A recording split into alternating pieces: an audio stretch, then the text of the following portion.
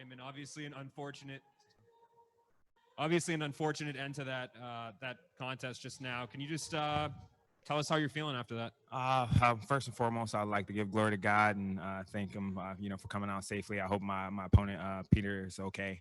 Obviously, I never mean to obviously hit anybody as far as any type of low blows or anytime even I do knock a person out or down or anything. I want them to be okay. So I hope that he is okay. Definitely not how I wanted the fight to go or to end. I had an entire different ending in my mind. But unfortunately, it didn't get there. It's the first time that's ever kind of happened. First time I thought it was a body shot, but my foot is kind of big, so it covers a lot. The second time I definitely hit him in the groin pretty clean. He kicked me and kind of knocked me off balance, which made me miss my target a little bit. So it's unfortunate as things. 2020 has been that type of year where all kind of crazy stuff has happened. I normally don't miss my spin kicks like that. And when that second one landed, did you kind of have an idea this might be it? Yeah, when the second one landed, the second one hit very clean, and I know my a spin kick is the hardest technique you can throw in all combat sports.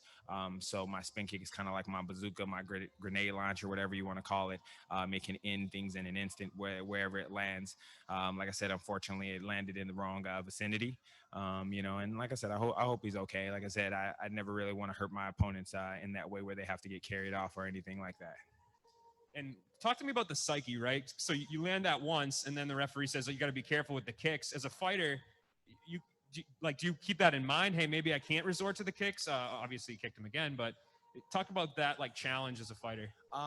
It is a little challenging. Like obviously, I caught him with the first one. I said the first one happened, and it's instinctual sometimes because it was a very kind of open technique. So my body, I fight in what I call like a flow state. So even though I think of these things while I'm training, but when I'm in there fighting, things will just flow out naturally without me even having to actually think about that technique. So that happened instantly, as a response because of the technique that he threw, which that is the correct counter. It just landed the wrong spot. So I try to keep it out of my mind not to throw things because then that creates handicaps for myself. Last question for me. I know that just happened. It's all fresh, but I mean, are you trying to get back in there soon? Just kind of, I'm assuming you're not too banged up from that one? No, not at all. Not at all. I felt like I was really just getting warmed up. I felt like, he came in and threw everything he had at me the first round.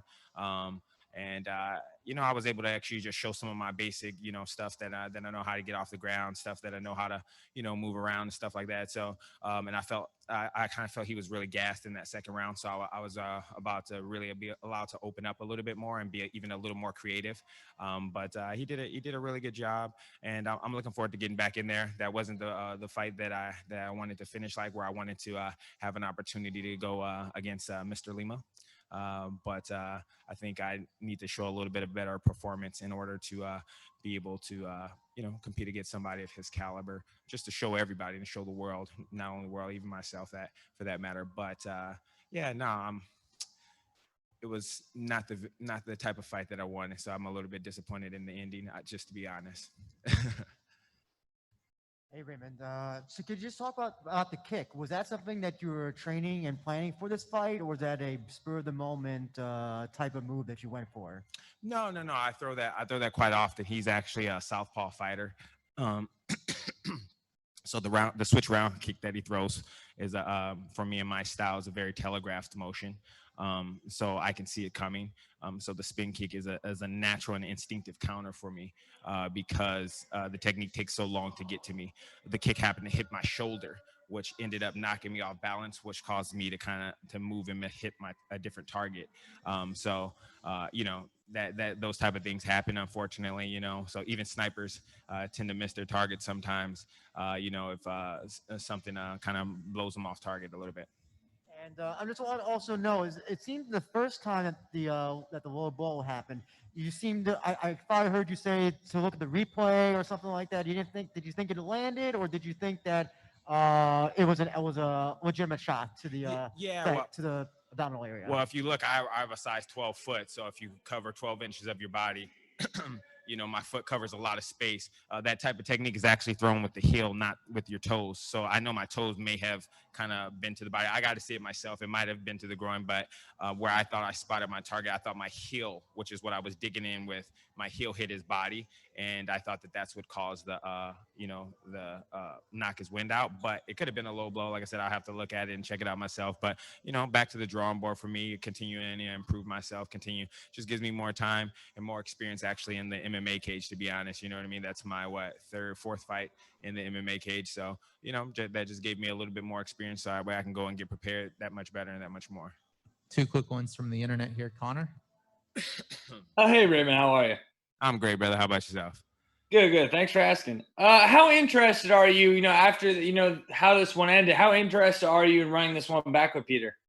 Oh yeah, I'm definitely. I mean, if he wants to come in and he wants to run it back, I have no problem with running it back. He's got a lot of heart. He's a really game fighter. That's why I was looking forward to fight him, because he comes forward and he is going all out. He's throwing his heart and soul into pretty much like every punch. So I was looking forward. It's surprising to me, like, to have somebody actually want to stand up and fight against me.